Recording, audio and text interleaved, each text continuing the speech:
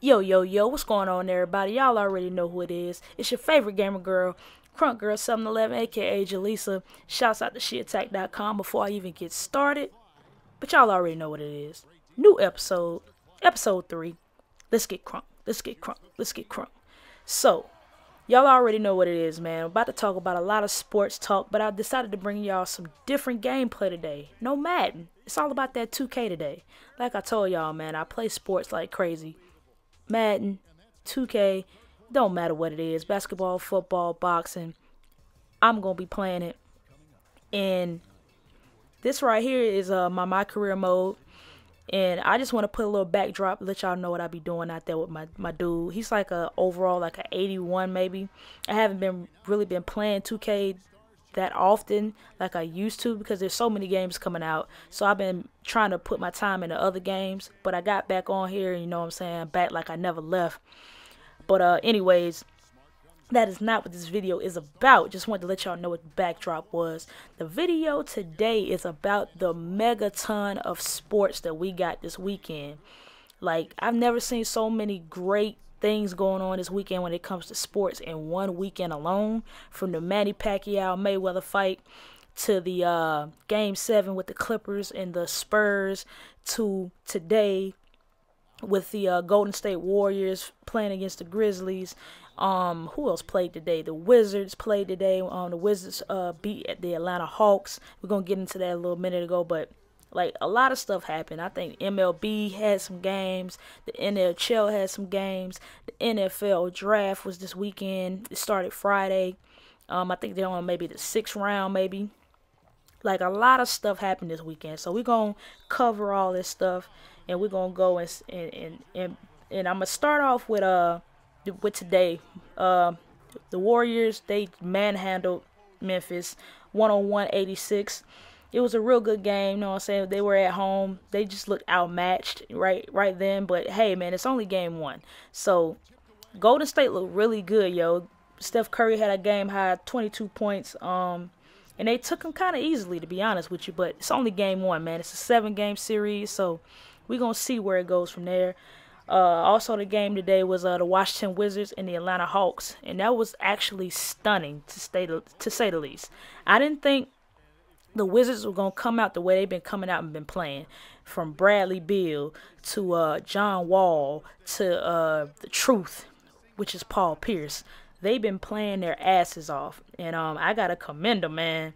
They have been playing their asses off. And they lost home court advantage, man. They lost home court advantage. They lost game 1 on their home court, which is not a good thing. And also the score was 104-98. Like I said, man, Bradley Beal and John Wall have been stepping their games up to the freaking max. Let me see the box scores real quick. Let me see who scored what. Let me see. Here we go, points wise. Bradley Beal had 28 points. John Wall had 18 points. Even Gortat put in 12 points. Paul Pierce had 19 points. You know what I'm saying? With 31 minutes. Bradley Beal played 40 minutes. 8 for 10. He only missed 2 shots. 7 rebounds. That's crazy. John Wall had 13 assists, so he had a double-double. Like, these guys ain't playing.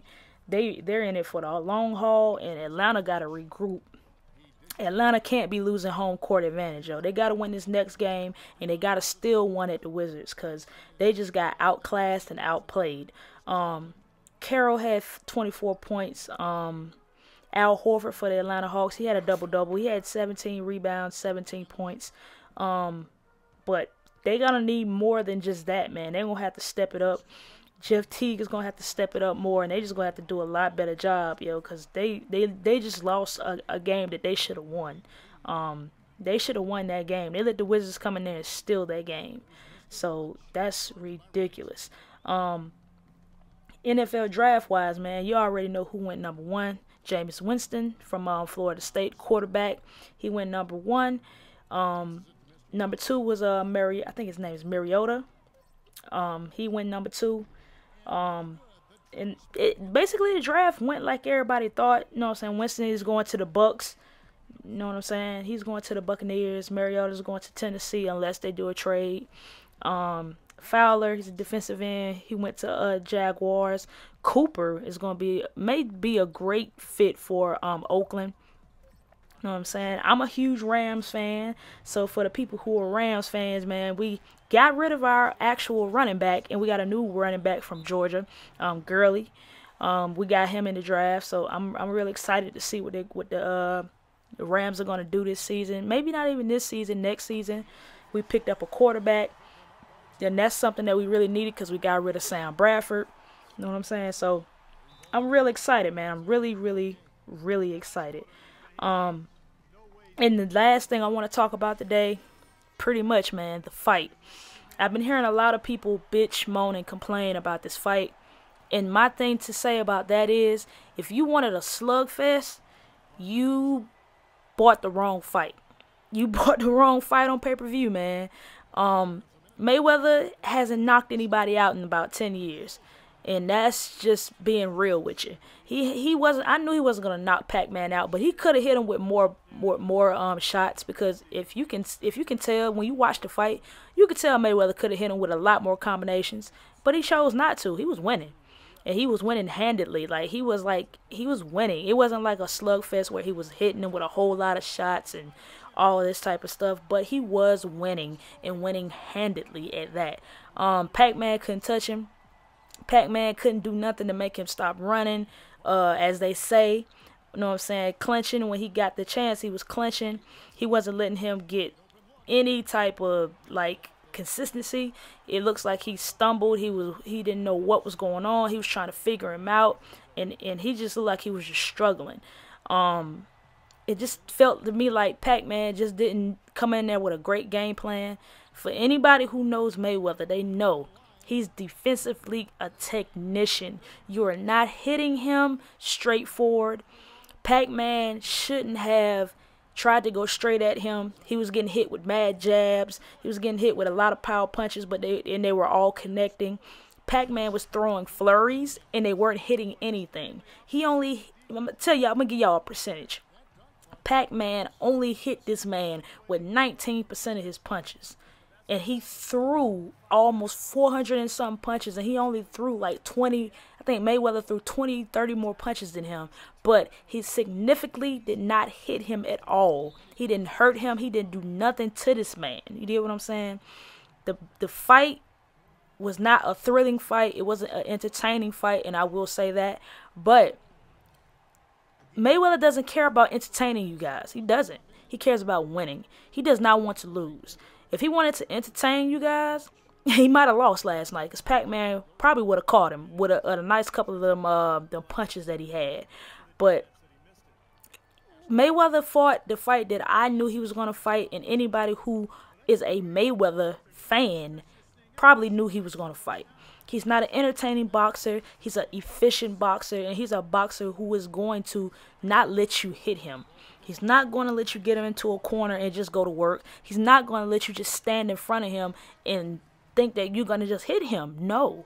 He's going to move left, right, side, back. He's got mad footwork.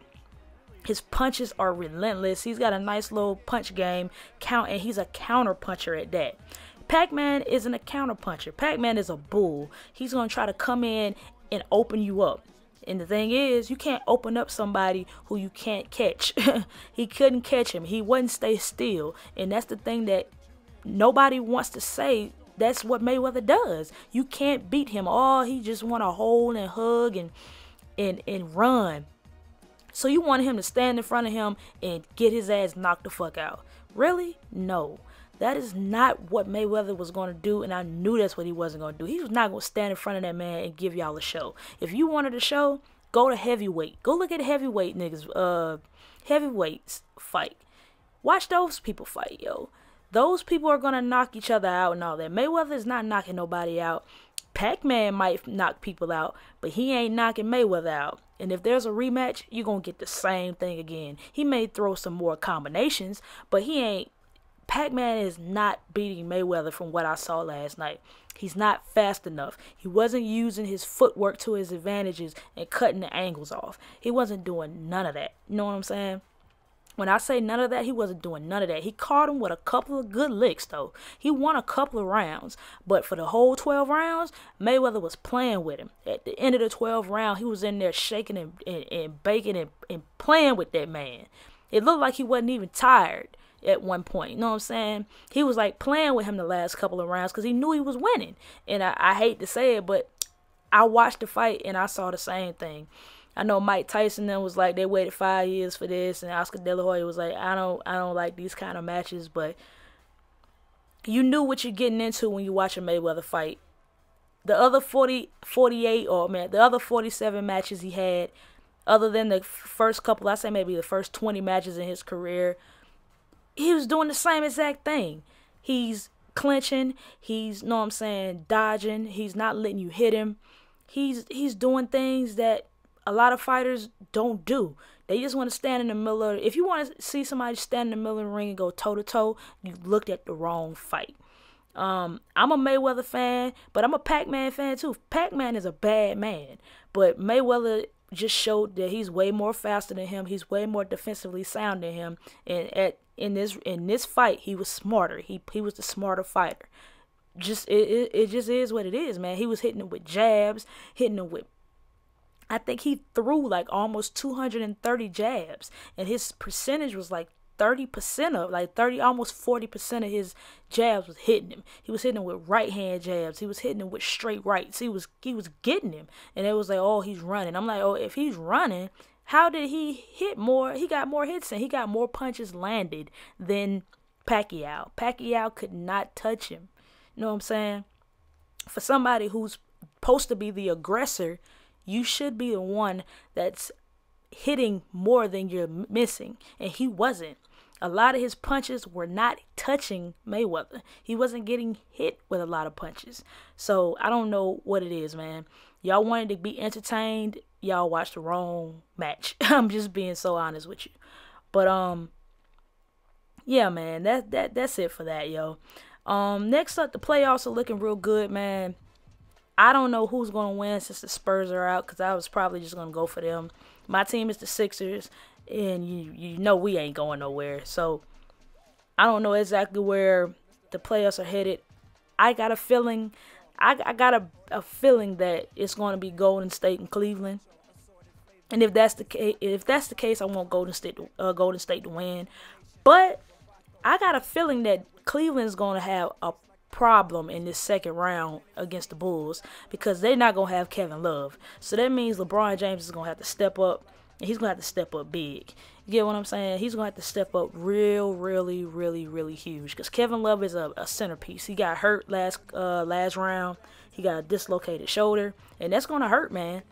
And I think J.R. Smith is out for a game for Cole, Cock, and Crowder in the Boston series. He hit old boy with a mean 2-piece to the face.